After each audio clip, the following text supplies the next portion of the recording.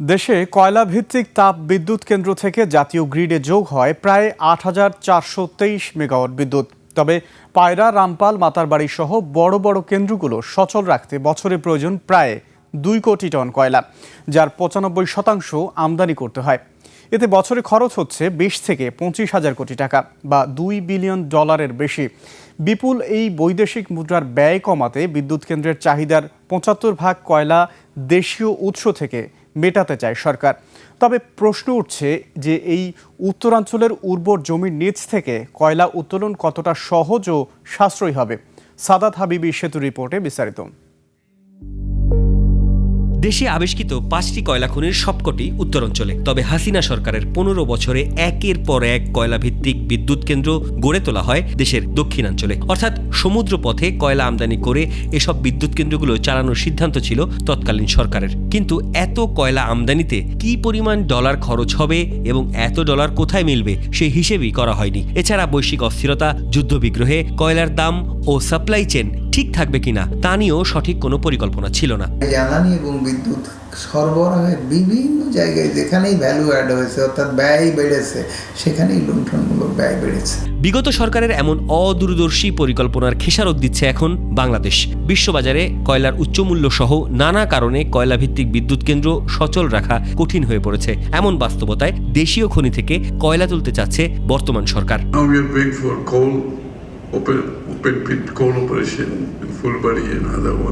বাংলাদেশে আবিষ্কৃত 5টি খনিতে মোট ৭,৮০০ মিলিয়ন টন বা ৭৮০ কোটি টনের বেশি কয়লার বিশাল মজুদ রয়েছে। তবে এই বিপুল সম্পদের প্রায় পুরোটাই মাটির নিচে অবহেলায় পড়ে আছে। একমাত্র দিনাজপুরের বড়পুকুরিয়া খনি ছাড়া বাকি 4টি খনি থেকে এখনো কয়লা উত্তোলন শুরুই করা যায়নি। কয়লা কেন্দ্রিক যে আমাদের বিদ্যুৎ উৎপাদন আমরা করে থাকি, এটার যে শেয়ারটা আছে এটা আপনার এশিয়ার যে অ্যাভারেজ শেয়ার থেকে কম, চায়নার অ্যাভারেজ শেয়ার থেকে অনেক কম। এদিকে জ্বালানি মন্ত্রণালয়ের তথ্য অনুসারে বর্তমানে দেশের 8টি প্রধান কেন্দ্র থেকে গ্রিডে যুক্ত হচ্ছে প্রায় ৮,৫০০ মেগাওয়াট বিদ্যুৎ। পায়রা, মাতারবাড়ি বা বাঁশখালীর মতো এক একটি মেগা প্রকল্পে দেশের বেজলাইন বা সার্বক্ষণিক বিদ্যুতের চাহিদা মেটাচ্ছে। পিডিবির তথ্য মতে কয়লায় প্রতি ইউনিট বিদ্যুৎ উৎপাদনে খরচ হয় 13.5 টাকার মতো, যা গ্যাসের চেয়ে বেশি হলেও তরল জ্বালানির চেয়ে প্রায় অর্ধেক। কিন্তু বিপুল কয়লা আমদানি ব্যয় সাপেক্ষ, তাই দেশীয় কয়লাই এখন বড় ভরসা। কয়লা উৎপাদন ক্ষমতা পুরোপুরি ব্যবহার করতে পারি তাহলে 7.5 টাকা আশেপাশে আমি কম বেশি বিদ্যুৎ উৎপাদন করতে পারি।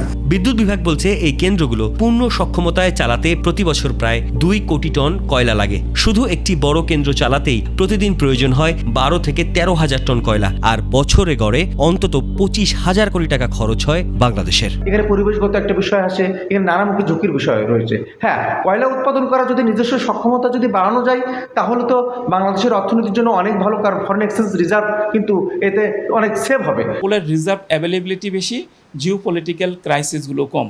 সো আমাদের কয়লা ভিত্তিক বা কোল বেসড পাওয়ার জেনারেশনের দিকে একটু অগ্রসর হওয়ার ভালো সুযোগ আছে এবং এটা অপেক্ষাকৃত ভালো। বিপুল পরিমাণ কয়লা আমদানিতে বাংলাদেশের ভরসা ইন্দোনেশিয়া, অস্ট্রেলিয়া বা দক্ষিণ আফ্রিকা। সরকার যদি এই আমদানির চাপ সত্যি কমাতে সামর্থ্য হয় তবে বছরে অন্তত 12 থেকে 13 হাজার কোটি টাকা সাশ্রয় সম্ভব বলে মনে করেন বিশ্লেষকরা। সাদাত হাবিবি সেতু, 21 টেলিভিশন, ঢাকা।